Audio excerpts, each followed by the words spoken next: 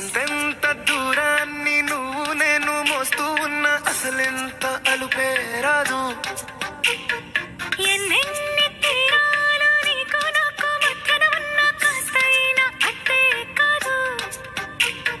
నీతో ఉంటే తెలియదు సమయం, నువ్వు లేకుంటే ఎంత న్యాయం. గడియారంలో సెకనుగా ముల్లే కంటకి కదిలిందే.